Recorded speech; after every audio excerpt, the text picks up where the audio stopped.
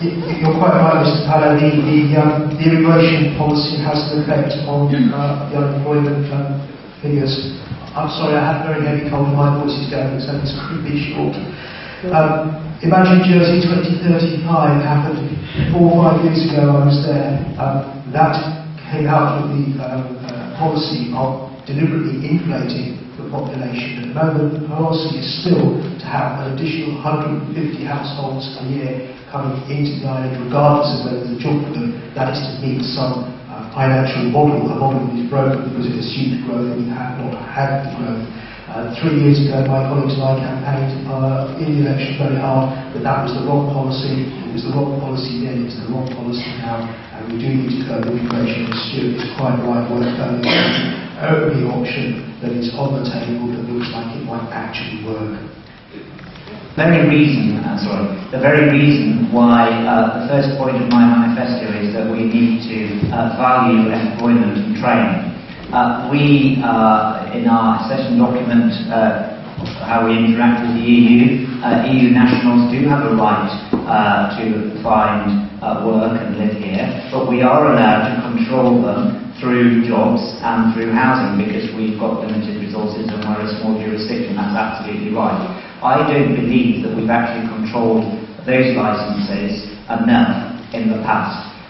We have been working as a department with the Economic Development Department, matching people who are unemployed, their skills with employers who are coming and asking for licences and saying, no, we've got people on our list who can do those jobs, you can't have that non-local licence.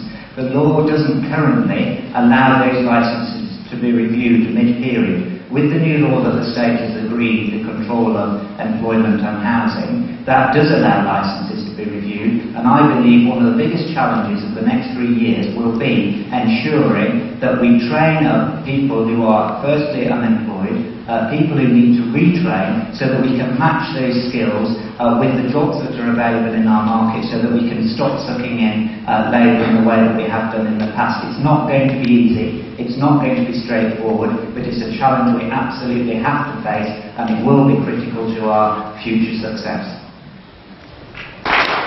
Mr. Paller, you've just heard from Deputy Gorst, who I have to give a lot of credit to for the work he's been doing to try and get young people and the unemployed back into work. And I know that his department have been working very hard with employers to try and place them in the workplace. And I credit him for that. I fear that one day we will have to move to work permits. I mean, we already have them for non-EU people who want to come live and work in the island. And I do suspect that this is something that will eventually have to happen.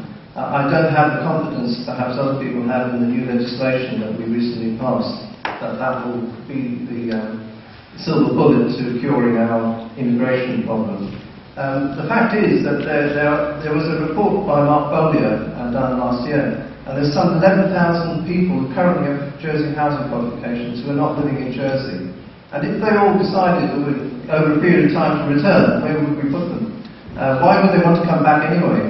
But they might want to come back because we've got no inheritance taxes, and we've approved a long-term care plan, so they can, after 10 years of residence, they could receive money to go to care or care in their own home. Jersey could become a retirement place for a lot of people, so we have to really keep tight control on the maximum immigration that is allowed into our island. Thank you.